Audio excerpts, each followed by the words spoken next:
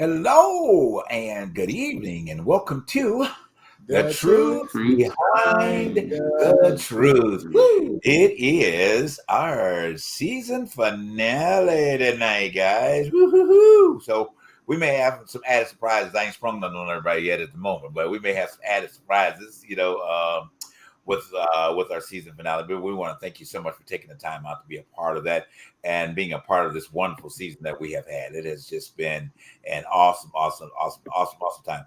Can't wait to come back to you. What's that date, Charles? We come back September 14th, I think it is. If I'm not mistaken. Yeah, I think it's September 14th. So you guys, you'll definitely be seeing us all week long. Once again, we're gonna actually, run a lot of our other shows during the point while we're on hiatus. So you'll still be seeing us, and we'll kind of bring some of those current events back at you and all that good stuff, throughout the time that we're off, and be back with new shows next season, more guests, and we are auditioning 2 other cast members. So. Uh-oh. That's going to be exciting too. So hopefully we will have them cast by the time we get back next year. If not, we'll add them as we go. All right, because ain't nothing stopping this ship. Nothing at all stopping this ship from moving forward at all. Darnell, how are you? I'm all right. This has been a week. I feel like a whole month. I'm running off of fumes right now, but I'm okay. How Oh, about okay. yourself? Oh, doing okay. Hey, got challenges. We got challenges on our plate, but we're gonna figure out a way, and then The typical American, we're all going through hell and high water and some form and of trying fashion. to pay these bills and get groceries on the table, and I think to be honest with you, we all are going through hell and high water right now. Yeah, this is true. You try not to be able to be in a place of complaining, but I'm gonna be honest. Look, we need some money, y'all. I mean, we need some money. We need y'all to be watching this show for 4 years to send some money to TTB Show at Gmail, okay, and correspond with us. I'm saying we need some money, and I mean we really need some money. All right, I mean I could have put out there how much money we need, but that's okay. But we're gonna be like the church right now, okay? Church come before the congregation. Y'all been our congregation for 4 years. All right, come on, congregation. It's time to come out in pockets. I could have got Juanita Slynam or Donnie Slurkin, somebody to come on and be the special guest to lie to y'all, but we're gonna talk about that lie in a minute. We could be coming in with that, but we come with the honest to goodness truth each and every week. Ain't nobody paying nothing. Hey, this show is expensive. Whether you believe it or not, it's expensive. And it costs us to put it on every week. To be able to do that. But we really, really, really, really would appreciate you donating something to the cause of the truth behind the truth, because you are well informed. Thank you, Charles, for putting up that. You can contact us through our Venmo. Just scan the QR code on the screen. That'll take you right to our Venmo account. If you're not familiar with how to use that, send an email to ttbttshow@gmail. We will instruct you on how to provide donations to what we need to do. Because, I mean, you know what? Between now and the time we come back on, we need to raise $15,000. I'll be honest. Okay? And we can do it. We can do it. I'm putting it out there. Like we're gonna talk about manifesting things and that type of stuff that we need got going on. So hey, Miss Alma, good evening. And we're gonna talk about that in a few minutes about that mess that Donnie McCluckin has started going around, and they and as we'll talk about that in a minute. But so yeah, I'm putting it out there, guys. Yes, I'm putting it in. I'm manifesting like Mr. McClurky should be doing, but I'm manifesting today. I'm putting it out there to whoever watching the show, be it tonight or as it re-airs. We need to collect $15,000, okay? And we need to collect it quickly. All right. So I'm putting it out there. I'm putting it out there. Whatever means you need to get it to us, just get it to us. All right. That's just it. It's time for you to be blessed. We've been blessing y'all and blessing y'all and blessing y'all. This man with the other glasses, all 3 of these men, 4 of these men with these glasses, we've been blessing y'all. All right. Charles will be blessing y'all every week. Darnell will be blessing y'all every week. JB be blessing y'all every week. Guess what? And Dylan Show in the hell be blessing y'all every week. Okay. You can't go no place to don't get wisdom and knowledge and history that comes from this show. So I'm telling you, come out your pockets, y'all. Yeah, y'all know I'm telling you the truth. and we are telling you the truth behind the truth. So I'm gonna get off my rant for much to get into this show, but I may bring it back up again in a few minutes. So if y'all don't want to hear it, so bad. Anyway, so getting in, Charles, how you doing? I'm sorry, I didn't mean I got rambling, Charles. I didn't even get my greeting from you. How you doing, brother? I'm here. I'm doing it. Hey, life is life, and I'm riding. Oh, okay. I know that's the truth. It just has to be that way, brother. It just has to be there because we are all here to be successful. All right.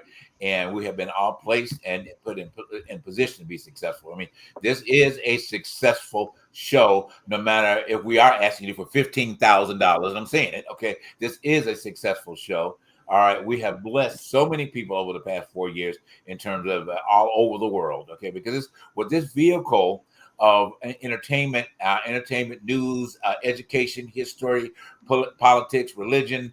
You don't have an honest conversation like this. It's most of the time it's very biased, okay, and it's always leading you one direction. We give you an open platform, so on this open platform, you can make the decision on to find your truth behind your truth behind your truth, and be an authentic person when you do that. So good, Charles. Good to hear you doing. So let's go ahead and dig in, gentlemen. It's a lot to talk about tonight, so we may run over a little bit in time. So just get you a glass of wine, a cup of coffee, something. All right, and just sit back and just get in part of the conversation. Last thing, please send your comments. All right, we want to see your comments tonight. You can send them to TT Show Gmail. Put them on if you're coming on via my Facebook page. You can put it right there. Or go to The Truth Behind the Authentic Truth on Facebook. All right, as well, and that will put you right in to be able to have your comments shown. So different ways to be able to get in with that. All right, so we're about to dig in. We are about to dig in. Darnell, I'm gonna let you take it tonight, brother, and let's kind of bring up where we are because when we get and talk about Mr. McClurkin, I mean that's gonna be a minute for all of us. So go ahead, Darnell, give us your entertainment spectrum on everything. Well, the only entertainment is really been is just basically the rallies, the people in the rallies, and how the Orange Man has been just really shaking in his boots because of the fact of his presidency election. It determines a lot of things. He don't know if he going to jail or what if he don't go. Right. And so that's the biggest reason why he's trying to fight so hard. But I tell people this, the biggest thing that's getting him is that he's seeing a lot of his colleagues that's on the other side go over to the Democratic side. And that's like that is fearful to him because of the fact that he's like he doing everything under the sun in which he can. Everything he throw their way, they bouncing it back off of him, and they send him. And then he's getting ready to head back in the court again. So, that's been the biggest thing that's been going on. Everybody's just trying to gear up for November. That's it. Get out and vote and knock on doors and get the people to where they got to go to and just all of that. Well, so that's the biggest thing. I completely agree with you. Well, he do miss Biden though. Oh. That's one thing I can say. He missed Biden like he has missed his last wife. Last wife. He's asking when he turned. Could y'all send Biden back, please? Say that one more time. He said, could y'all say? He says, could y'all? I'd rather be going against Biden. Every time you speak, he always talking about some Biden. Biden is gone. That fight is right. That dog, he ain't got a dog in the fight at this moment.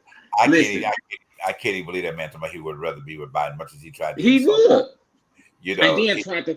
Did you see the other day, JB, y'all, that he was when they had her time cover? How he gonna say how beautiful she was and compare her to Melania? What? And then she says, was that supposed to be flattering? Was that you supposed to be trying to flatter me? Right. I'm still coming for you. What? Like I just said, whatever. And I posted out there. I said, okay, so this is another. What is it? What she did? Pleasurization. Again, put her picture up. That's it. She looks nowhere near like that, and definitely, Kamala's not a hoe. So I mean, there ain't nothing they can have in common. Well, wait a minute now. Wait. Don't go too far with that because that's been the narrative now that she is one. That she has now slept her way to the top. Oh Lord! Then on top of that, you got Joe Brown, Joe whatever. Willie Brown. Oh, Willie Brown. Let me say something. Really clown. Well, he is the biggest clown, and I don't know why they dug him up, but he's still. I don't quite understand how somebody that elderly could be that damn ignorant. He is the most ignorant sounding fool that have now come back from the dead, and I'm so tired of him. But that has been the rhetoric right now with Kamala, that she is a hoe and that she has slept with Montel and slept with this Willie Brown and took somebody's husband away from their wife. My thing that baffles me is this: is that when men can go out here and have babies by 50, 11 women, and nothing is said. Right. But this woman, those were her partners. These were people who she was with. Now, it ain't like she just went to the bar and said, "Hey, let's have a sexual encounter that night." And then she went on to the next bar and said, "Hey, let's have a sex." These are people who she was in relationships with. So therefore, the narrative of speaking about being a hoe, that's out the window. That's bullshit. Just call a spade a spade. But so, how does a man who's been convicted of sexual assault throw jabs at somebody else? How does a man who gets on camera and says, "I grabbed sexually assault women" without them saying anything, now he's going to talk about what kind of person she is? Right. And you was going exactly in the direction in which I was saying, just to get ready to say, Charles, because at the end of every day, when it comes down to it, this man have more convictions and more bullshit that he's in. He's still nowadays, the plane that now has his name and Vance's name on the side of it is the fact of the fucking plane of this pedophile rapist. Oh, so exactly. You now, since your plane is not able to work, you now have put your logo and your VP logo on the side of a pedophile's plane. What kind of sense does that make? I mean, it don't add up. Well, but you don't know him though. Right. The thing about with him, as you know, that it's like every week there's a level of desperation to try to gain votes somewhere, because when you're desperately losing in terms of the way you are, you have to do these type of things to gain attention so people can start talking about it. Now, the one thing you said on many occasions is that because he is a businessman, marketing strategies, I have to give him a credit for, okay? Because he does come, and what the unfortunate, I think that they're starting now, where the Democratic Party lost out was not having great marketing strategies, okay? Because President Biden should have been on social media a long time ago, not waiting to the last minute of this, whether he did, like you said, the fireside chat, like what Roosevelt did, because he could have came live on Instagram every week, okay, with a message that's coming from the people, and have gotten right there in the hands. He could have did a TikTok, okay. He got people around him who could have did a TikTok every week, So that portion of the administration did fail. And now that clown, he finds a way to get up there and somehow by saying ludicrous, information, comments and things like that. So it's expected, but we've grown to a generation of people that like that ludicrous shit. Oh yeah. I mean, no point to you, ludicrous, but I mean that's just the name you carry. So I'm sorry, everything become ludicrous. But anyway, go ahead. But hey, it's just the fact that is the norm right now, and to be honest with you, I think everything about this rhetoric has now become more misogynistic, war labeled all over it, because now you're attacking the legitimacy of this woman's career and of who she is. My thing is, and this was pissing me off, especially when it boiled down to Black social media, because we facilitated this conversation too about her heritage. And I keep thinking about this. I remember when Obama was running, nobody talked, but Trump, because Trump had the birther movement.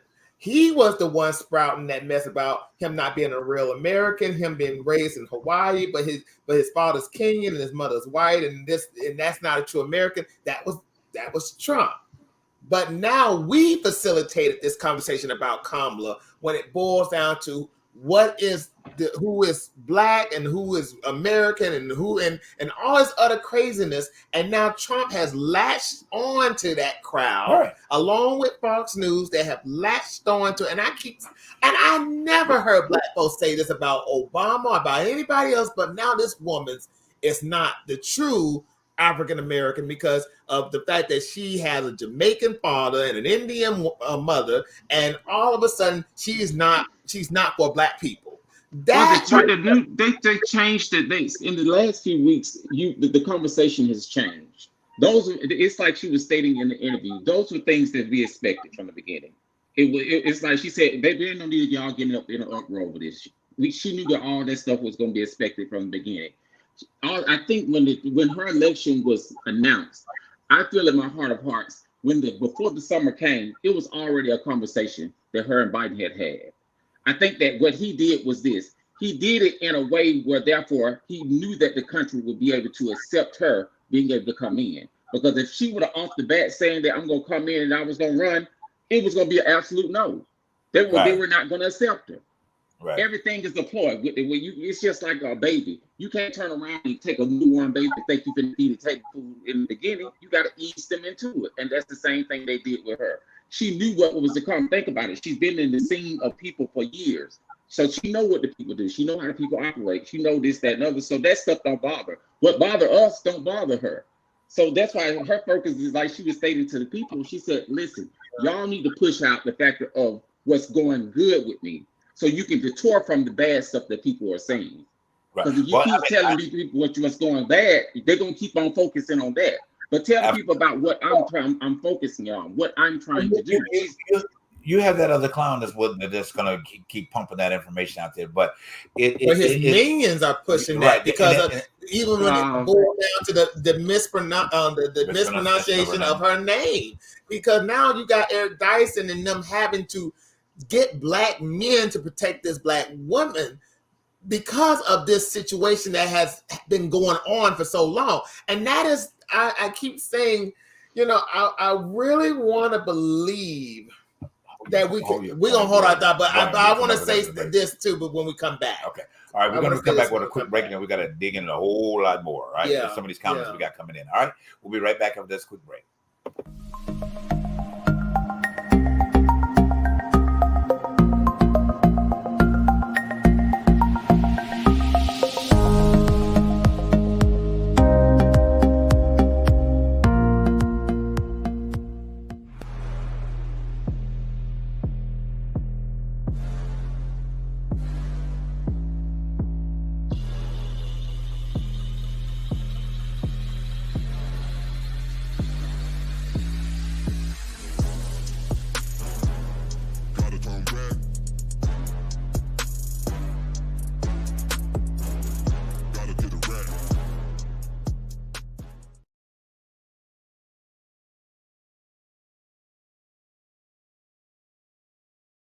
All right, guys, thank you so much for tuning in to The Truth Behind the Truth tonight. And we are back with you. Want to remind you about that goal we're putting out there. We need this show needs $15,000, okay? And it ain't no joke. I'm serious. So we got all the platforms available for you to donate, okay?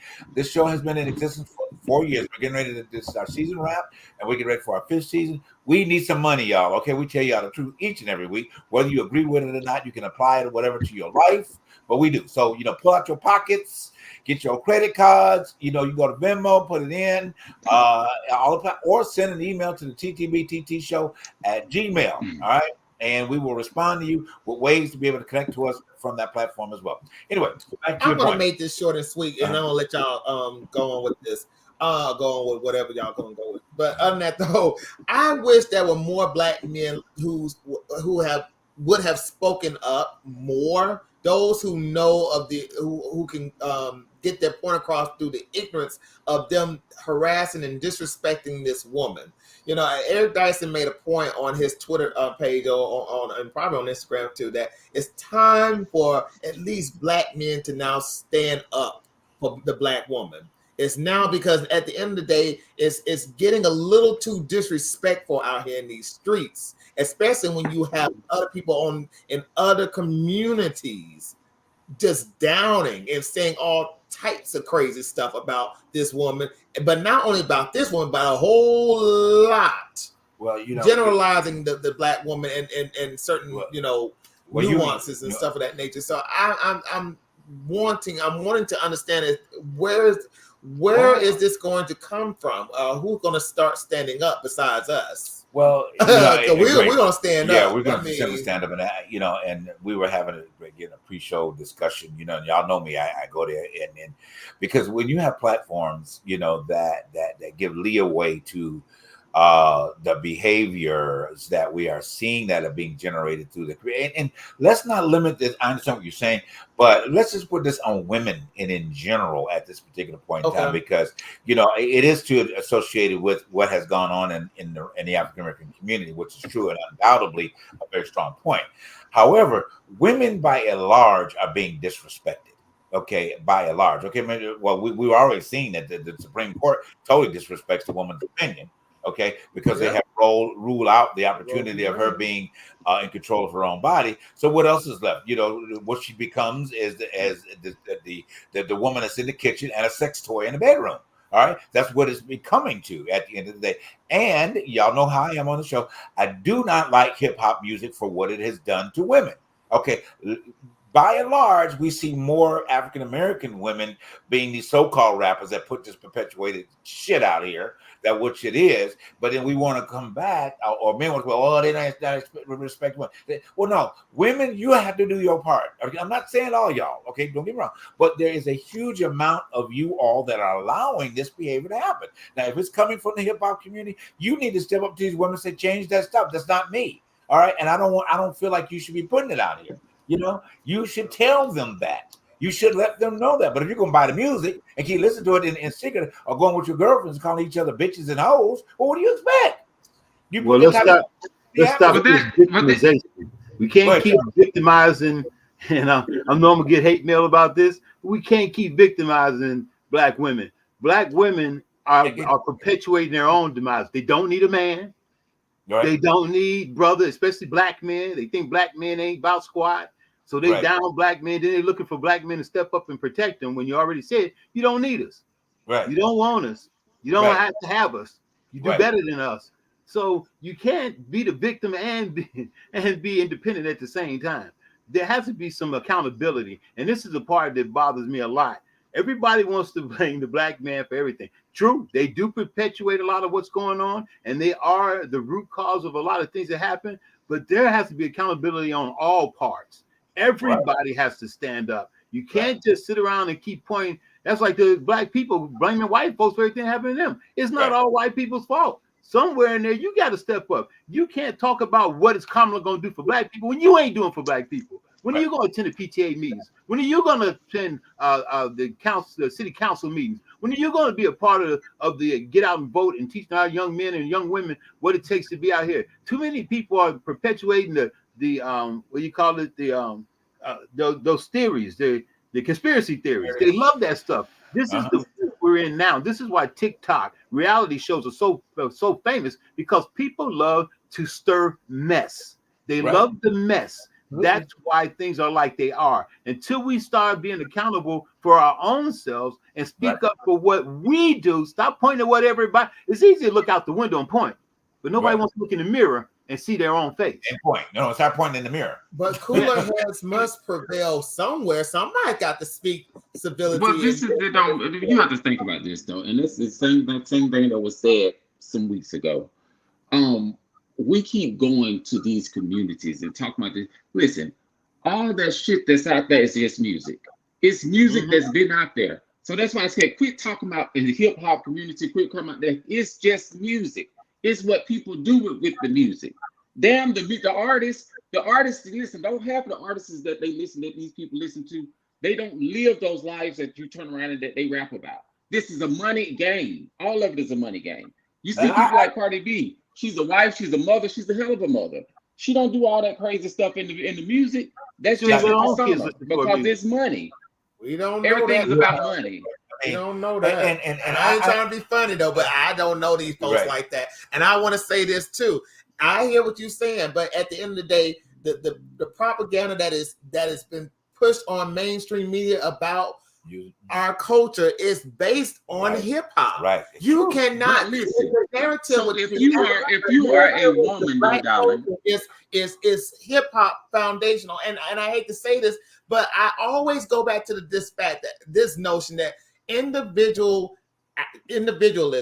is not a luxury of our culture, because when one person do something, we all do it. Right.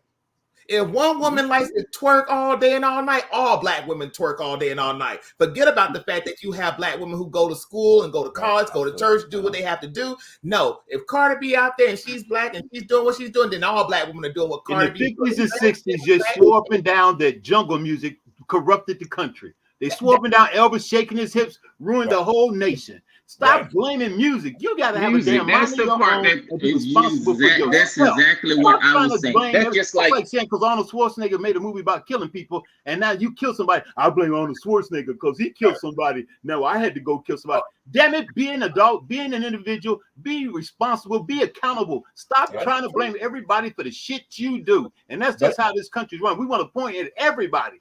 Be your own person. Stop trying to blame everybody for the shit you do. But you know, the craziest part though, Charles, is this.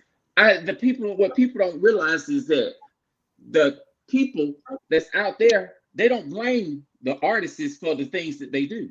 They just do it because that's what they want to do. That's why I keep saying you can't blame hip hop. It's the person. It's whatever person. I listen to Future. I listen to Lil Baby. I listen to Cardi B. I listen to Nicki. I listen to all those people. But I don't be out here calling women bitches and hoes. I don't be out here selling drugs. I don't do all these things. It's just the fact that it's a person's in whatever they choose to do.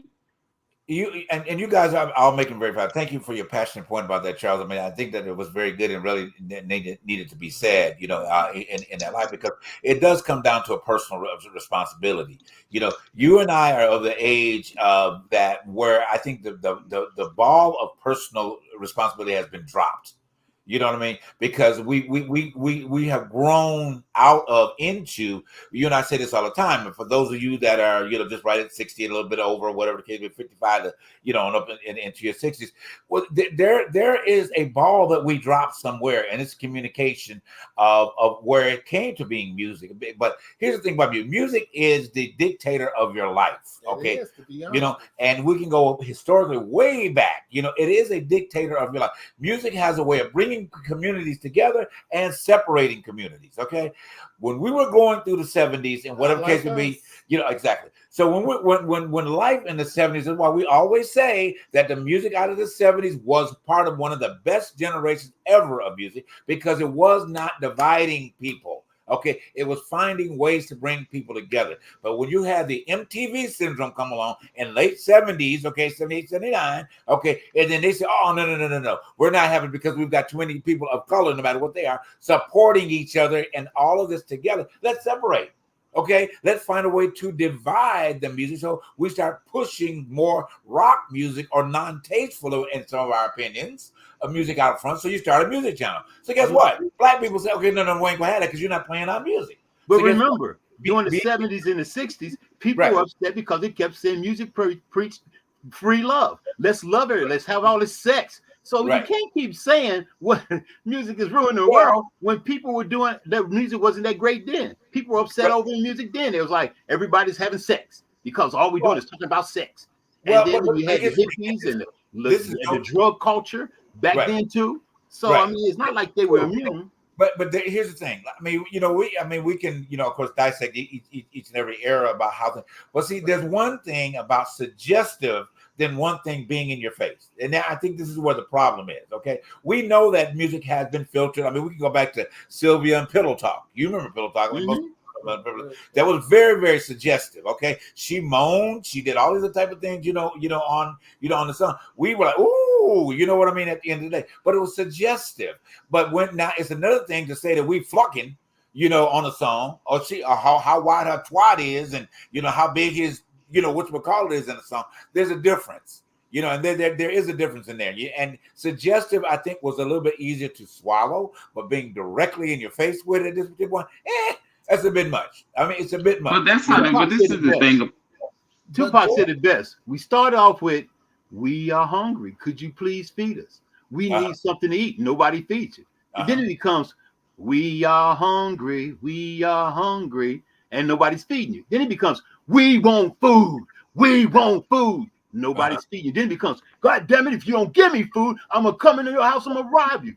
Everything perpetuates and elevates. This is the thing that we fail to realize. Until you resolve the root cause of what is actually happening, it's going to elevate. And it's going to get to a point, it's going to be in your face. Right. That's just how things move. So that full circles. I know you got a point. So that full circles it back to the point where we are with this election period. But I don't want to get into election because there's so much. We got other things we need to talk about before we go back to the election side. But just in the circle of this election, where we are and what you started out, what mentioned about Kamala and the rhetoric that's coming about her race, about her who she did whatever with, and all of these other types of things is a part of the suggested point where we are with everything. But go ahead with your point. But I'm just saying, but Trump has tapped into this crazy. Yeah. And to be honest with you, he has made it clear that he does not like this woman because of where she stands as a prosecutor when it boils down to the American justice system. Now, because of that, he has tapped into the feelings of what black men, and this is the rhetoric that's going on right now. Uh-huh. Black men feel like the justice system has not been right towards them, forgetting the fact that the Central Park. Central Park Five. Yeah. Remember that situation? See, people tend to forget that he was all about crucifying and destroying and killing these men before they were even judged for the crime that they didn't do. Right. And that they were, and because of his advertising and because of his rhetoric at that time, they were in a situation where they didn't have no other choice but to go to jail and deal what they had to deal with. Right. I don't understand where we lost. I forgot about that. This goes right back to what Charles said just a few minutes ago, so eloquently put in the passion that he did. Okay, we have got so much of the emphasis about what these people are saying, about, and not dealing with the truth of themselves. They're not dealing with the truth behind them, the truth behind the truth of themselves. Okay, and if you were dealing with the truth behind the truth of yourself, you would not feel at ease to talk about the things about Kamala in the way that you do. Okay, and from the black male perspective, you wouldn't do that because number one, you would be making respectful comments about if you needed to make a comment in the first place, you would be building her up. You would be talking about things necessary to make her look better in the light that she's being torn down from. So this is where the shift in the mentality part, like you said, Charles, needs to happen. Okay, and if we're not making that shift individually, we can't praise anybody else in the way that we should. So you can jump on board with the rhetoric. You jump on board and say, I don't need no black woman. She ain't half black, blah, blah, blah, blah, blah, blah, blah, blah. This guy, you know what I'm saying, going on. Because you're not taking the responsibility of making the change. And that's what you said earlier, Charles. Yeah, we can talk about the hip hop and blah, blah, blah. And, y'all know my personal feelings about it. But at the same time, like you said, you got to take responsibility here. You got to say, hey, look, my woman is not like that. Whether she's black, white, Indian, Hispanic, or whatever the case may be. And what we do in our bedroom is private. It don't need to be displayed on the screen. Okay, or on social media or whatever the case may be. Now, if this other one want to act like a hoe, I'm gonna call her a hoe because that's what she's doing. You know what I'm saying? That's what she's doing. Basically, at the point. But go ahead, Darnell. Then we got to move on. So I've been like a hawk on this since the day of her saying her endorsement, and all the talk of what they said the black men were saying. That was the beginning. The conversation that was beginning conversation. That ain't even the conversation right now. Because what happened was, like any person, if you walk into a place and they don't know anything about you, but they've heard something about you, they're gonna go with what they heard then. Absolutely. Until they figure out something new. So once people started pushing out the actual things that the black man need to know, like she wasn't locking up black men. She wasn't this, she wasn't that. This was her boyfriend. This was this. The stuff with the information was pushed out to him. The narrative changed. Right. That's why I said we can't keep on saying, oh, well, they talking about her sleeping with such and such. That's done. That was a weeks ago a thing. Right now the conversation is that we're gonna protect this woman because now we see what she's about. This woman is about business. We see that she can stand and do what needs to be done. She's about business. So now it's the point where we're at right now with this whole thing is this: putting the people in place to be able to keep pushing this thing, the greatness out there, to be able to tell people all these things, because that other party gonna keep on talking their foolishness, because that's what politics is. Politics is the other side. They're gonna say the craziness because they want that other person to look crazy. Right. But if the Democrats keep on pushing out, Right. One of our viewers had mentioned the same thing. Joe, he's with us every night. He mentioned the same thing about that's one of the things about politics is that in campaigning is that they throw mud at each other, at the end of the day. And if whoever is able to clean the mud off at the end of the day is the one that wins. Bottom line is just how many much. And that's what she's been doing. But I'm gonna make my point. But you know what? This is how powerful hip hop is, and I'm gonna give you this. I'm so tired of people, so many hip hop talking about, well, I don't trust this woman. Now, Meek Mill made a statement not too long ago saying that he heard rumors about the fact that all she does is lock up black men. Then you got people like Ice Cube who are still telling black folks to withhold their vote until they come whoever comes to an agreement of what they're going to do to help the black community. Now, these are hip hop stars saying that. Nobody else is saying it's but hip hop artists and hip hop legends. But remember the people you're talking about. Meek Mills was locked up for a counterfeit. He was unjustly crucified, but he still does dirt. Ice Cube perpetuated the stereotype of black men in the neighborhood, fighting cops, stealing, shooting up each other, all that glorified gang banging stuff. And now he wants to be a leader in the community, talking about how we should be. He was part of that movement, even though he claims that the record labels guided him where you're still a man. You still got to have your own principles. You still got to stand up where you need to be stand up. Everybody has to be accountable for themselves. We keep saying this, accountability.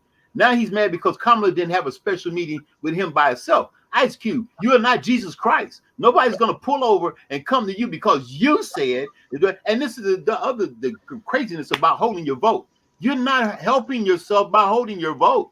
It doesn't hurt nobody but you. Not hurting anybody. Well, that was the purpose. That was kind of the purpose, Charles, and the reasoning why I did not even go there with them, because they're not important. No, the conversation of them not even an important conversation. And half of them didn't vote anyway, so it wasn't like they were going to change the landscape. Persuasion, because you have a whole generation that's all they do is live off of that nonsense, right. But they're persuaded by it because these are people that they think that they know. Right. And that is the problem with the youth right now, because this is why you have Auntie Maxine begging Beyonce and Zendaya and all of them to get the youth to get out there and vote and to support Blue. Right. Because they have you noticed? Did you notice though, darling, all those names that you just read off, none of those people are actual relevant people. They're not relevant in the community of hip hop. So that's why I say it's no purpose of conversation about them. They're not big and they're not making music. They're not doing all that. They're not doing all that stuff. The names that's supposed to be read off like that are the names that are behind her. Big names like the Beyoncés, like the Rihannas, like the Taylor Swifts, the people of those sort of names. Yes. Those are the people who have that type of influence. Ice Cube ain't got no fucking influence over nobody. Good point. I mean, and it is. I think that because of our personal passions, different the way that we see things or whatever, we do interject our thoughts about that a little bit stronger. And you got a good point, about that, Darnell. Didn't consider that as a whole, because I couldn't see. We talked about on the show how I had a problem with what's the name, Booty Shaker. That was at Kamala's. And what it did and things like that. And I sent you some pic the other day. I was teasing you. I don't know if you saw what I showed you the other day about but anyway, so they're not a pertinent, relevant source that somebody would put on an agenda. Now you do mention the Taylor Swift or Beyonce. There is some level of accountability and credibility that is there for them to be behind them, because hey, you got Taylor Swift, you got everybody right now. I'm telling you, I mean, really. I mean, you got anybody and everybody, at this point. But make this make sense. You're worried about, and I swear, I'm not a big fan of law enforcement either, because I've had my moments unfairly. But how do you get mad at someone locking you up for doing wrong in your community? How do you get mad at that? Make it make sense. You're hurting your community. You're poisoning your neighborhood. You're shooting people in your community, but you're mad because they locked you up. And can you not make sense of that you're doing the crime? Yes. So make it make sense. No matter what the person looked like when they arrest you, you still did the crime. Well, why do you think they behind their idiot though? Huh? Why do you think they behind that idiot? Because he don't like to take accountability. Right, of course, naturally. Just like and we got to go on at this, but just like that. I love that. I love it, but I mean, just that cigarette that comes on commercial. All right, you know, the guy comes on. You know, we're dealing with the African American community. Talking about, well, they didn't tell us that cigarettes were doing this in our community. Oh, and you got cancer. Oh boy! Or why do you hate menthol cigarettes? Why they ain't doing it in the black community? Cigarettes, whether it's menthol or not, it's still cigarettes. Who gives a damn if it's menthol or not? And it wasn't a plant. You didn't have to smoke. Bottom line. But anyway, let's go on. So we're gonna move into this other thing that has hit the wire this way. So we're gonna do a shift and get into this with Mr. McClurkin. Mr. McClurkin. I fall down. Get up. He fell down this time, and ain't nobody gonna help him get up from this one. Let's go back into the four walls of the church. Oh, let's my do this all God! over again. Go ahead. So this is a collective opinion conversation right here, but it is just completely ludicrous. Now, this is the first time I've ever seen Christian people get on the same time in the middle of a conversation, because they all let it have it. All right, this man got up here and on whether what church he was or whatever it is, you can go whatever platform you on and go look at it for yourself. All right, you can go mine. I done posted it already. So he gets on and says that there is no such thing as manifestation of the words that come out of your mouth. I said, what the cluck? You know, so where did you get I mean, he's telling Christian people, y'all, okay, that y'all wrong, that y'all been operating in the witchcrafting, okay, because you believe in manifestation of the things that come out of your mouth. You speak in existence of healing to your body, okay, you praying your way out of debt. Well, you know, he said that he was turning around and he was the wait, darling, wait a minute. So you can't pray your way out of debt because the words are coming out my mouth. Okay. I ain't through. I'll let y'all have your point. Okay. You can't ask for nothing because the words are coming out my mouth. Okay. It's nonsense. I know, it's but wait. But I cannot believe that he is become that irrelevant in the Christian community that you have to come up with this bullshit, all right, to try to dissuade people in another way and telling these people that they wrong. Now people don't have groceries dropped off at their door. Okay, you know, by the words that came out of their mouth. All right, they done had somebody come up with $20 in their hand, and by the words that coming out of their mouth. All right, so this man that told y'all that y'all can't get nothing manifested by what you say. Donnie, go find your man. All right. I can't. Oh, no, you didn't say that. No, you didn't say that. Stop that. Yeah, he fell down gay, but he got up straight. Now leave him alone. No, he didn't. He fell down gay and got up as a closeted queen. That's what he did. You mad because you don't have a man. All right. Hey, I get it. All right, I understand. I'd probably be mad too if I was you. You know what? Go ahead, Darnell. Say what you gonna say. That man, he fell down gay, honey, and then got back up as a closeted queen. That's what he did. And man said, I'm gonna get a woman so I can appease the church people so they can listen to me again, because you know they had to cast me out to the sea. So now I say I'm just a straight man. So now the church folks, they kind of love me, but I'm going to spew this foolishness out. But the words came out of his mouth. But you know what's so sad about this, and to be honest with you, so invested in this subject. I did. The fact that he could stand up there and say it's a sin, a manifestation, but you have a Heritage Foundation who is of the evangelical faith that supports. Married to who? That supports. Married to who, mama? Wait a minute, hold on. But the fact is that they can sit up there in those pulpits and talk about sin, but you got a Heritage Foundation that is giving Trump billions of dollars. This is people who support these are evangelicals who has written out Project 2025. Right. Now you're so busy talking about this person is a sin and manifestation is a sin, but you got a whole system that's when this man or whenever if he does is able to be president now, if Trump is president, do you know all of this mess that they're saying is not going to be worth the tooth anyway?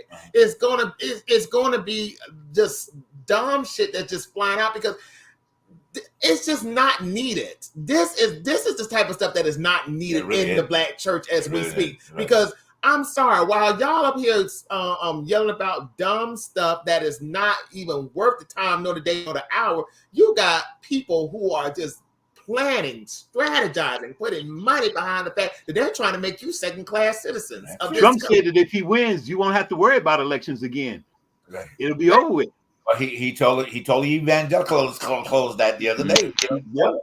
You know, and these evangelicals, they are strategizing. They are putting money behind this man because they need certain people to be in a position where they are not seen nor heard. And black pastors, wherever you are within these United States, you better wake up to your foolishness, because you are leading us down the wrong path. The path of I'm telling you, we're going to go backwards. And you're so busy talking about homosexuals and I'm just saying single women doing all of this and fornication. I'm just saying you are preaching the wrong shit right now, and it's not it's not needed. It's not needed. It's just that's right, Miss Washington. No, you, Mama. Thank you for your comment of that Trump over there, and you speaking it. Hey, we agree. So make sure we manifesting your word, okay? Hey, they just turn around and say, but they just turn around and they just said, and just a few minutes ago on MSNBC, is that his campaign has turned around and called for intervention. And the intervention is that he needs to stop the foolishness that he's spewing out, or he needs to step down. You know what? Because his daughter-in-law runs the RNC, so you really think he's going to step down? Because of the factor of he opened the door for saying the age, and they don't want them to turn around and have to go and enforce, because what's good for one is good for the other. Do you remember when Hillary was running and he got on stage and he said, we should never be talking about electing a person who's been indicted or is going to spend his words all in court, and we should never, and anybody who pleads the filth must be guilty. He's done all those things, and yet it's okay for him. Is it not words manifesting themselves? Okay. So now Trump done fell down, and now he's trying to get up. He stepped in that poo and it's all over his shoe. He can't shake it off. I don't get it. Hey, I'm just saying. All right, you know what? This manifestation is a sin, but this color for many decades and many centuries have been a sin too. Being this color has been a sin for many. And that's the crazy part. It used to be a drop of blood, black blood. You attain it. Now you can't be halfway and be black. You got to figure that out. You can't be half and be black. You got to be all the way. Listen, this world it must be real tainted, because there's so many mixed race children around this place. It's ridiculous. Yep. Here's the thing. I mean, and I certainly was trying to be humorous about Donnie McClellan. And that tragedy of words that you have said today. And depositing that, because what you have already done is you've created a separation among the Christian community, basically, in terms of ideological ideas, of that, and where people have been believing one way, then now you're trying to deter them from another way of believing. And it's hard enough to even just believe that they get up every morning, and go through the things in life that they go through, and trying to overcome those issues that are in their life. They do have to speak into existence. They do have to tell themselves that they are worth it, that they are more than just enough, that they are authentic. Okay, so those words do matter. Okay, and those words do manifest in people's lives on a regular basis. So I will say to you, Donnie, check your word, okay, and make sure you're saying things correctly to people. And this is why the people in the church, why they were looking at him like it was crazy. Okay, because you say the words every day. All right, and Scripture says the power of life and death is in the tongue. Okay, so that means that if you're going to exercise that power, whatever you're going to do, it's still in your tongue to be able to do that. So I would say you need to repent from what you have said to the people, not just the people of the church, but people in general, okay? Because everything is happening by your words. All right, let's move on. You know what? I want to put forth a challenge. As a father and a grandfather, I want to know, how do we as men, period, I don't care if you're black, white, green, orange, how do we as men stand up and be a better leader in our community when you don't vote? All politics is basically local. So if you don't look out for your mayor, your city controller, your city the sheriff and all that stuff. If you don't vote and you don't take care of your own community, how do you expect to affect the whole country? You have to lead by example. So my challenge is, as a man, especially as a black man, but as a man, stand up, be a focal point in your family, in your community. Step up, say something, be heard, be seen. I speak to my children constantly. They even tell me, Daddy, why do you watch Fox and you cuss at the TV? Because you always have to watch what the other people are doing too. You can't just be numb and don't look at other things or be open to other people's views. Then I have to say this, even a broken clock is right twice a day. And Fox sometimes says some good things. May not be right all the time, but there are some good things you need to hear. And I tell people, they've been spot on lately. Yeah, and until you open up and try to hear people, and that's the problem we have with communication. Communication is not only listening to reply, it's understanding and taking in to comprehend, to just basically get an understanding from what the person's saying. You don't always have to reply. We spend too much time trying to go back and forth to see who can be the loudest or who can be the smartest. But sometimes you have to just take it in and just absorb it and figure out how it fits into life. And we need to stop looking for other people to raise our children. That would be fun. Number one. That's no challenge. Step up. To come back to the community. I'm tired of people telling teachers, well, you need to be helping my children. No, it starts in the home. And if the fathers were having them, you ain't ready for them. Thank you. If the fathers were in, and you know what, it would be best if we were in a society that believed in collective communities. Yeah.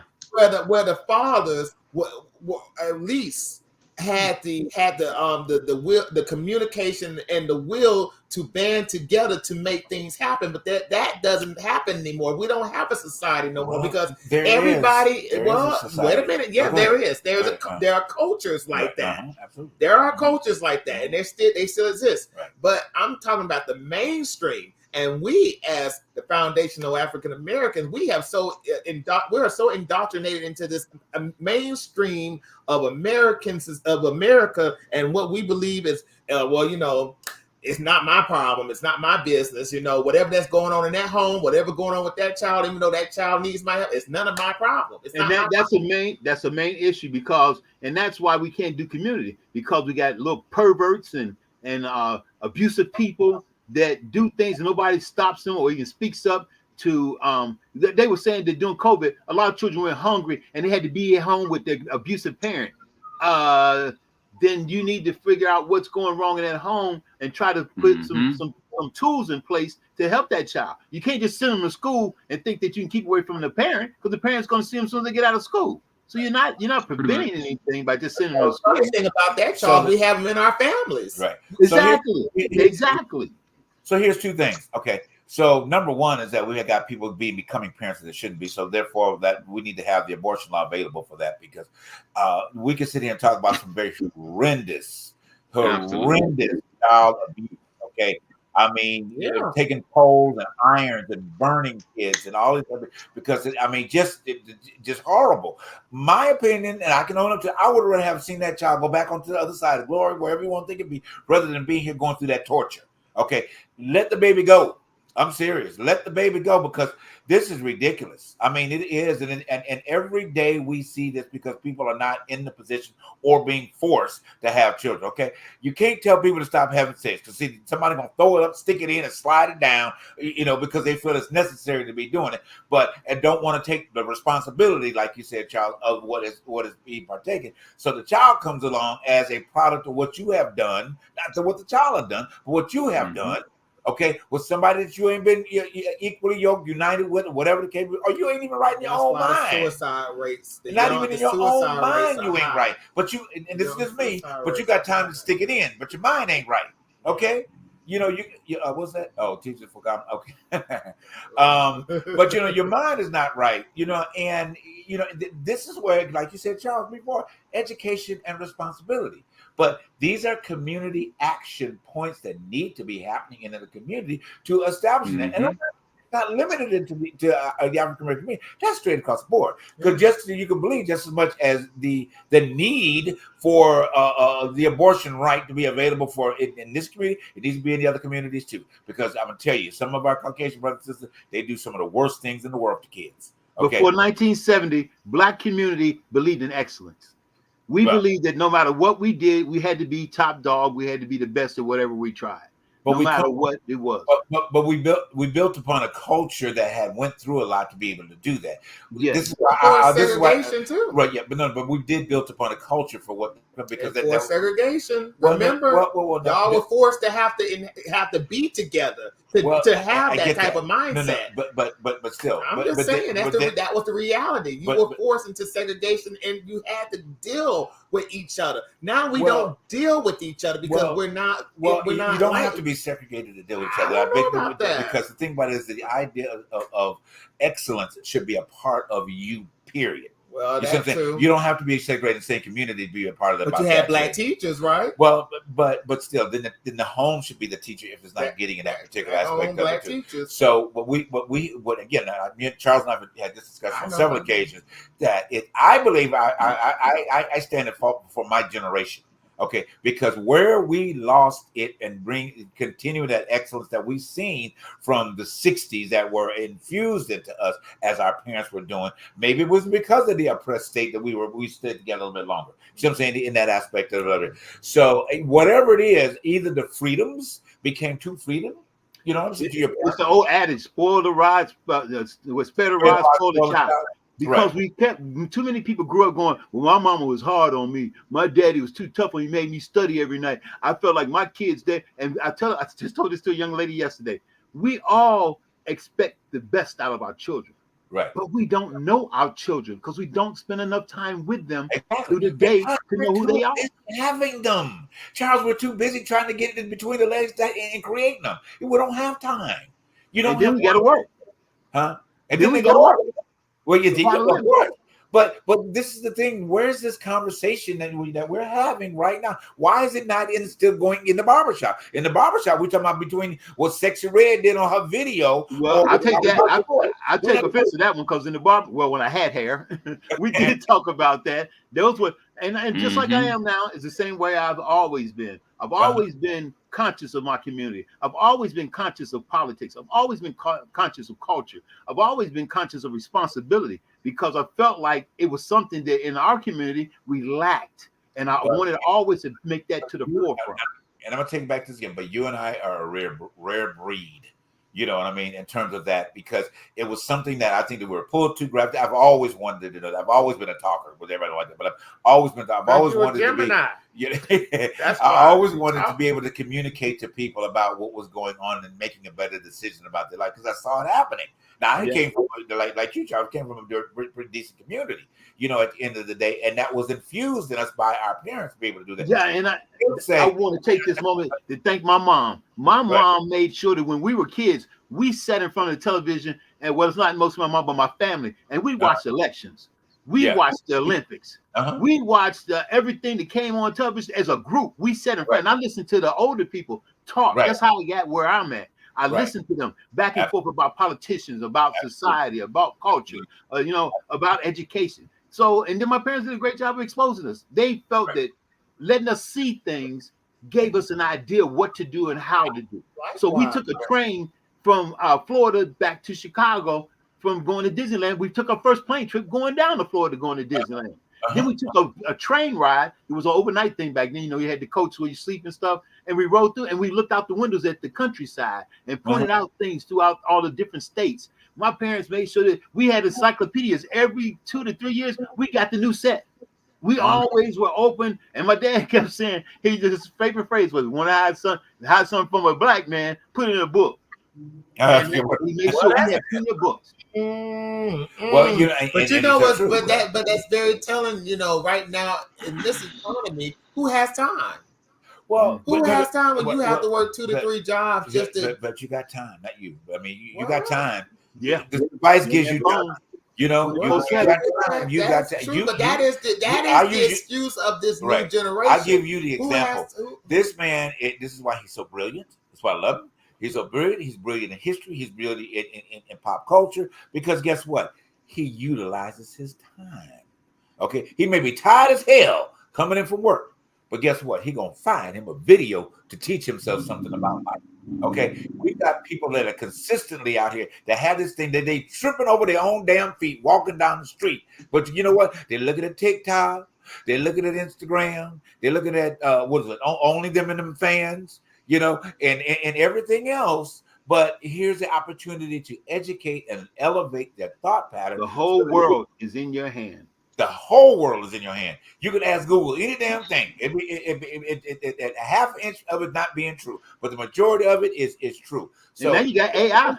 AI tell me how to be rich. AI tell me how to fix an engine. AI will tell you.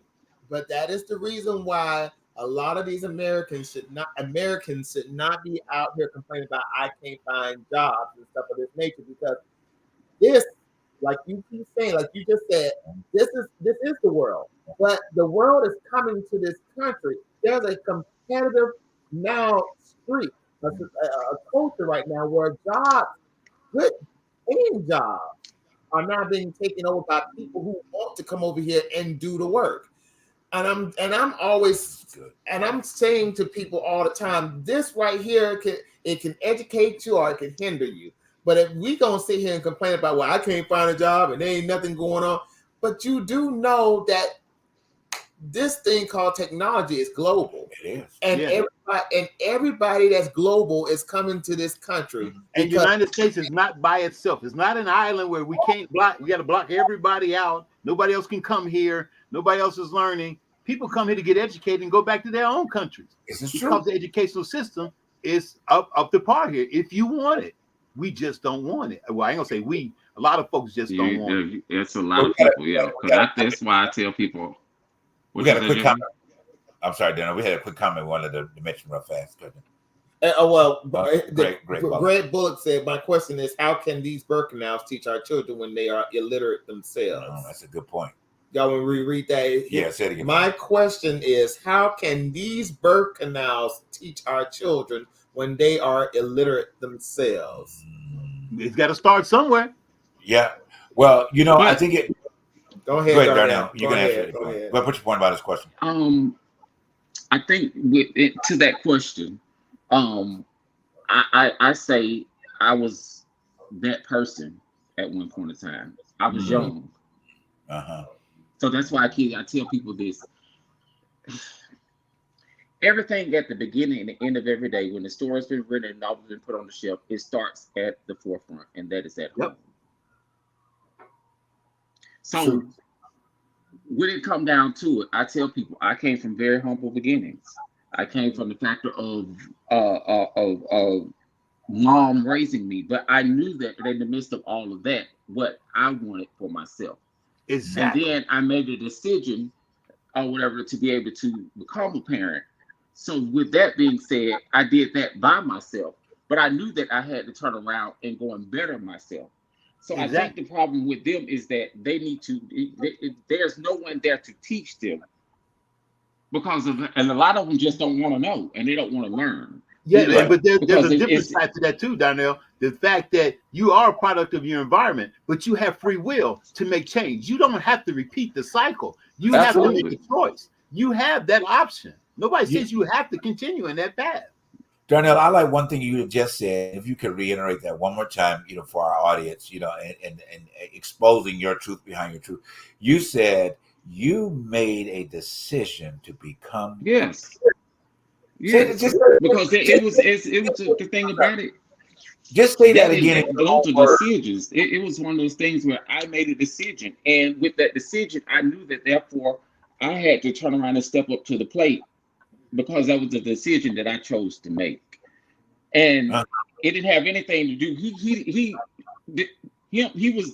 He came in as an innocent bystander of it, but I had to come in and do my job. And with that being said, I knew what I wanted for him to have, so I turned around and I instilled in him all the things in which he needed to have, for him to be able to go off and go to school, go to one of the most prestigious HBCUs or whatever, and that's Howard University. They're going to have an accounting degree to be in that being position. But a lot of these people, they don't do it. So some people can't see nothing further than what they see in front of them. If you don't, I'm sorry. If you don't mind, is what I'm about to say. Share with the audience how old you were and making the decisions that you made and how they came about, real briefly. So that you can they can understand that that fact that proper decision can be made at any age, and it goes right back to Charles saying accountability. But go ahead. So I tell people all the time, for my 15th birthday, I had a kid. Wow. He was born on the 4th of July. I was born on the 9th of July. So therefore, I was 14 years old when this child was put into place. Wow. So it was one of those things where I had to make up in my mind what I was going to do at 14. Wow. Thank God that I had a parent, like I said, it started at home. Right. To say, this is what you're going to do. Basically, you made this mess, you're going to clean it up. Right. Type situation. But the fact of the need of the accountability, I'm saying the need to be accountability, that was somewhere that was deep in you at that particular point in time, to realizing that it was a decision that you decided to make. And what Charles was saying, basically this evening, is that there's no responsibility here. There's no accountability. There's no saying, hey, this is my doings. Basically what we see in community by and large is like, hell, I did it now, I can do it later, and I can keep doing it as much as I want to do it, and I can walk away from the responsibility that I have created. I created it by my words. People told me when I dropped out of high school that I would never amount to anything, that I would never have a job.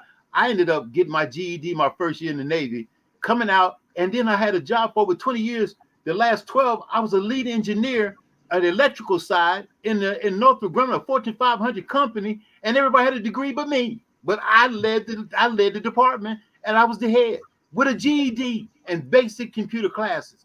Yeah, but I worked 18 years on the waterfront building nuclear submarines and aircraft carriers. So I knew what went into it. And they moved me up to the shop where all these people with degrees who never done it needed my expertise because they never seen it done or had their hands on it. And I could pick out the niches that were wrong. Just because you look on the drawing isn't the same thing as physically putting it in. So I could come in and say, this doesn't work that way. That's not going to work. Just because it looks good on the drawing doesn't make it work on the ship.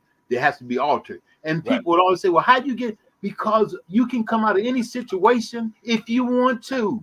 Yeah. You just have to want to. And stop saying how we depend on these knuckleheads to make you don't have, okay, that knucklehead is a knucklehead, but you don't have to be one. Right. True. Go ahead. Let me get a point. No, I was about to say something. Maya Angelou said, or had always say this, we all come from different facets of life and situations, but at the end of the day, whatever parent that you have ever had in this life, they paid your way. Wow. You've been paid. Wow. Your way has been paid. Wow. Now it's you to go do what you need to do for yourself. And to be honest with you, I hate to say, like Charles said, we all have free will. If you want to go down the same road your mother and father went down, that's your choice. Like we had Jeremiah with us almost for a whole month. And I kept telling Jeremiah, because he had some indecisions about what he was going to do. And I said, listen, you're 18 years old. This is your life. The choices that you make are your choices. You're going to have to do this on your own, because this is a journey that we cannot take with you. So if this is what you want to do, hey, stand in it. I want to do this. This is what's going to happen, and I want to keep pushing forward. That's life. Yeah. That is life. Right. And I think people need to understand that it's nobody's fault. Right. Hey, I ain't gonna lie. Truth behind the truth, I resent certain people in my life. I hate to say this. I mean, it's the truth. I do resent certain people in my life. I'm not gonna broadcast them on this. Mm-hmm. They know who they are. But the fact is that I can't always sit on that couch and blame them because I'm depressed. That's the truth that I made. And that's what I have to sit with and hopefully I get up out of, because there are times where I am depressed. And I go through it every Sunday. Like tomorrow, I might sit on this couch and think, what the hell I'm going to do? What's going on? Where I'm going in this life? What is my purpose? It's only natural. It's only natural. Mm-hmm. It's only natural. I can tell people from, and I'm a true believer in manifestation. Yeah. I sat on my couches going, I wish I could do be on the BET Awards. I wish I could see what it's like to have a movie. And I've done it. I've written, directed, produced. I've acted alongside Arnold Schwarzenegger and Terrence Howard. I've done stuff that I was always, and I laugh and go, I remember sitting back on my couch going, I wonder what it takes to do that. And I did it no matter what people told me. They used to tell me, man, shut up talking about that. You ain't never going to do it. You're too old. But I went out there and I did it. And to this day, I can go on my IMDb and look at all my credits and go, I've actually done a lot that people said I couldn't do without a damn education or anybody's help, just on my own persistence. Absolutely. You know, I mean, I'm glad you brought that up because the complete manifestation of the words. And Charles, we can simply go back because we've been together a long time and have seen each other transform into different phases of our life. But Charles and I met on a set of Vampire Diaries. Okay, 12 years ago, 13 years ago at this particular about 13, yeah. Right, and we sat there, and he knew me. You know, the words coming out of my mouth. You know, I make sure that there are declarations into the universe to manifest things as they should, and we have manifested things across each other's lives in terms of that. And you can call it spiritual or non-spiritual, baby. It happened. Okay, and it has still happened. Right, it has happened for 4 seasons. We are sitting in front of you, our collective audience, bringing a life-changing word to you on a regular basis. Okay, that we need your $15,000 support for. Okay, I'll put that out in the universe again. Okay, so however you plan to do it, go get in touch with us. But anyway, and Charles knew right there. Season 5. Okay, exactly, exactly. So, you know, Charles and I sat there on set and declared so many things that happened over our life. And guess what? They happened. Okay. Even, like I said, even down to the show, Charles and I worked together like 11 years ago and putting a male talk show together. Okay. It didn't manifest there then. Charles stood right there and held my hand. We had a room full of everything. You could have walked in and thought you was on a major set. That wasn't the time. Right? That was not the time. All right. But we had everything at the top of one of the best hotels in Atlanta, Georgia, gave us the opportunity to film there, but it wasn't the time. Yeah. Sometimes things are not time. Okay. Yep. But when they're out of time, guess what? You get to broadcast all over the whole world. And we didn't know this platform was available to us at that time. Okay. Mm-hmm. But in time, it did manifest itself, and it's going to continue to manifest itself until we have already declared that we will be in our studio. We will walk in clapping and saying hey to the audience because it's going to manifest. It's already in the works. This was preparing us for that day. So when we walk into the studio on that day, guess what? I'm gonna rub him. I'm gonna high five Darnell. Charles will be right there, you know, and we're gonna look at our money and say it happened because it manifested by the words that were coming out of my mouth. But go ahead. I'm sorry, I didn't cut you off. Go ahead. But that is true. We must manifest. You have to speak life. Right. And you have to encourage yourself because let me tell you something, like you said, Charles, people said some things about you. They said some things about me. I was too country, too ignorant, too black, too this, too that. But I sometimes find myself, I work for a company. But they didn't want to say that he was too smart. No, I work for a company that goes, I have to go for each store, and I'm out there in Calabasas. But I go to each store and I have to talk to these store managers. Uh-huh. And I hate to say it, I'm not brilliant. I'm sorry. Go ahead. My point across very well. Yes, he does. And so, to be honest with you, those people those college professors at these, I went to the HBCU too. See? And I had people who looked like me and were men, who told me who they thought I was, and that made me feel some type of way, knowing I came from a home without a father. I was looking for a male mentor then, and they dropped the ball with me. I went through those years thinking of suicide. That was the most darkest period of my life. Going to Alabama State was the darkest period because I thought, my God, if there's no man out there that I can talk to who can mentor me, then there's no hope. I had nobody. I had uncles. They didn't have time. So you think about stuff like that. That's why the suicide rates right now are so high within the youth. Right now, there is a teenager who is thinking about killing themselves because they don't have nobody to talk to, because whatever the means of, it might be because of their sexuality, because they feel like they can't relate to nobody. But at that point, I had that. I had that, and it took for me to move to Atlanta, and I had to really clear some things. I met people. I met Jay.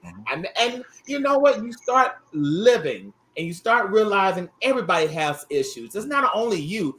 You're not issues. Everybody has issues. Yes. So what are you going to do with yours? Are you going to off yourself because you feel some type of way? Or are you going to keep living? And the best revenge is to keep living. Absolutely. And speak the words of your life so they can manifest. Yes, right. Baby, listen. That's why I tell people. I'm sorry, he didn't open up a can of worms for me because I'm gonna be on that. But go ahead, Darnell. I tell people all the time, being a little country boy, coming from the South, coming from, like you say, Dallin, a single parent household, my mom having 5 of us, and then making the decision to have a kid young, and everybody around me, oh, you ain't gonna be able to do this. And if with this child, you ain't gonna be able to do that. And on my mind, I'm gonna show you.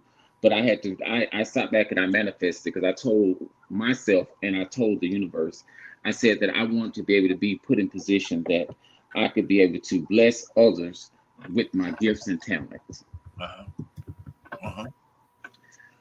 Going off to school as the normal Black person who got just a single mother in the household and don't have anybody around, and not knowing all the things you need to know to go to school, but pushing through, or whatever the case would be. I told myself, I remember I was right at getting ready to be 20 years old, saw the fact that there was a lot of mental health around me. And I said I wanted to be able to help people who had mental issues. And I told myself, and I told my mom and some of the other people, I said, you know what, I'm gonna be a doctor. Wow. And they said, a doctor? They was like, yeah, my mom was, she was rude, but the other ones, they was like, oh yeah, then they little quiet chatter. That child, he ain't gonna be able to how you gonna do that? And he got this child, this, that, and the third, or whatever the case be. I kept speaking it, or whatever. Time went on. It took me until I was 20, almost 29 years old, in the midst of having a crisis, a health crisis in the midst of it. But that manifestation put me in a position to be able to walk across that stage and them being able to say, Dr. Thomas. And so that's why I tell people that if you want to put it in the Christian term, manifestation ain't nothing but having faith. Well, okay, there you go. So y'all, they say with faith, you're supposed to see it before you believe. You're supposed to believe before you see it. That's all manifestation is. That's all you just is. You're gonna keep on believing it and keep on believing it, and then you finally see it. Just manifestation. You speak it, believe it, and then it comes to pass. You think about it. Certainly we won't get into that tonight. We'll maybe bring that up in next season about your wonderful manifestation of health. Okay, and what by the words of your mouth, by the words of your mother's mouth, by the words of your family, brought you back to life. Okay, brought you back to life. All right, and every time I think about it just brings me to tears of joy. Just know what manifestation of words said to this man as a true testament of the words that were. I'm sorry, I know I'm emphasizing, guys, but it's just for a point. The words that were spoken out of somebody's life, because those words spoke life back into his body that was not going to be there. Okay, so Dr. Working, you need to go back and check your Bible. You need to go check. No, that's your problem. That's there was the word. Check it. You need to go back and check his heart. You like I said earlier, you need to check yourself. Get up from falling down again and go find you a man. All right, and be happy that you found somebody that that would accept maybe your word of love. All right, I'm sorry. And I ain't never going to come. One of my pastor's son today, which is a great minister in Atlanta, came for your butt. All right, he told you he was tired of hearing what Mr. McClurkin was saying. Okay, so I ain't the one coming for you. Okay, I'm just telling you like it is. I'm letting the words come out of my mouth. You need to get real with yourself and stop playing with people. Stop playing with people. It ain't necessary. If they're gonna love you, they're gonna love you anyhow. Maybe your music will go to another level because you're singing out of truth. He needs to talk to Kurt Franklin. Well, did y'all see that interview with Kurt Franklin and yes. I forget who yes. used to play for the very good. I meant North Carolina Panthers. But you know what? That was Kurt Franklin really opened a lot of eyes and ears. Yes, he and did. He really, you know, his situation with his son being bisexual and going through mental situations, you know, he said that he had to check himself and realize that at the end of the day, he's still my son. Right. And I have to love him regardless of where he's at. I still have to love him and make sure that he is okay wherever he is. And a lot of people, you know, who are so religious, you know, the saddest thing about it is they don't understand that. Right. They don't. There's no playbook to be a parent. No playbook at all. You just winging it. Hey. Right. And you know, and some of that's okay, you know. I mean, I get it, you know. But here's the thing: this is where you have grandparents that need to be involved, okay? Because the grandparents, and we have a generation that don't want grandparents to be involved with stuff because you can't tell me how to raise my child. You don't know what I'm going to do. Yes, you do. Yes, you do. Okay. This is why the importance of grandparents needs to be in your life or in your children's life to get in the collective direction that needs to be. You know, it really needs to be. And that's one generation that, or something that has really been lost, is that communication between grandparents and parents. It needs to be there, and we need to find that way back. You know, the village needs to be there. The village needs to be a part of that. Which needs to be there. Which is so true. Anyway, guys, we have got to wrap it up. This has just been a phenomenal night of reflection. You know, of words that are coming out of our mouths. You know, and setting the record straight on that situation. Now, you can call me because we can talk about it. I mean, hey, I can tell you where you're wrong. All right, but it has been, and all, you know, positive seriousness about that. We do love you, okay? And let me say this: we do need that 15 grand so you can get, play the show back. You know, figure out the way to get it to us, but you can get it to us. But anyway, but this has been a fourth season on the Truth Behind the Truth. Has been a phenomenal season. Okay, we are putting our heads together with some more impactful things for season 5. You know, our declaration by our words is that, hey, by the middle of season 5, we're gonna have an offer to be in somebody's studio. Okay, and I mean a big studio with an audience. Okay, so that's out there. Okay, we're waiting for that to manifest because this word is out there for so many people to be able to hear it. And if you know somebody, share this show. Okay, because you never know where it's going to be shared from, and the platform needs to be shared too. So we rely upon you to do that as well. But we want to say that we love you from the team. You know, we want to have you back, and as we go forward into that, like these shows we replayed, you know, over the next month or so, as we're getting ready to come back on September 15th live with you with new and great opportunities to help yourself get. And we'll be right back in time to get on that election some more. Oh yeah, you know, and digging because it's getting really close to that point. You know, as a whole. All right, but guys, we love you. Thank you so much for being a part of the Truth Behind the Truth. Love you, mommy. Thank you, Mama. Love you, Mom. Love you, everybody that has won. And Greg, thank you for being a great follower of us. Joe, thank you for chiming in with your particular questions. We really appreciate it. Greg. And, you know, I did mention Greg as well. You know, thank you for time to being about those of you that didn't know, I'll make yourself noticeable. And I thank you for being a part of it as well. Yes. To us, even after this show has, you know, moved on to another place. We really, really, really appreciate you, you know, so much. So we will be back September 14th live that Saturday evening, you know, as well. We may do something, a little surprise for you guys tomorrow night. So just kind of keep your, you know, airways. It's going to be late, but we may come up with a little conversation, you know, tonight just because, you know, we do stuff like that, surprise you. So we may do it, but I just want to throw that out there as well. Throw that word out there, you know, so it might manifest, you know. Oh, I'm on this thing now, man. I'm on it now, y'all. So I'm going to be wording and manifesting and wording. Okay, because I'm gonna make sure like what was that President? What was his name that they came up with that? Do you understand the words that are coming out of my mouth? So I'm gonna make sure you understand the words that are Chris coming Tucker. out. That was Chris Tucker. Oh, it's good. Oh, that's right. But he said one of the Bushes that said that at first. He back in the was it Bush the first one? You know, or something like that said that.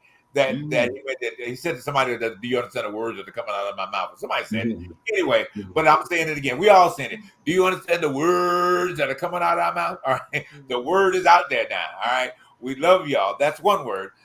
Be authentic. That's another word. Okay, find your truth behind your truth. That's another set of words. Okay, and be unique in everything that you do, because guess what? We love you, but most of all, God loves you. All right. Most of all, absolutely. We didn't say we love you. You're already loved. Okay, that's another word for you that God truly treat people the way you want to be treated. Treat them the way you want to be treated. Always love each other and give respect. I gave him a word. Give him a word. I gave him a word. All right, Darnell, give him a word. And the reason why the black people always was excellent when they went out is because black is luxury all by itself. All right, there's a word. All right, there's a word. All right, guys. Thank you so much for tuning into what? The truth behind the truth. And that's the word. Bye-bye. Bye-bye.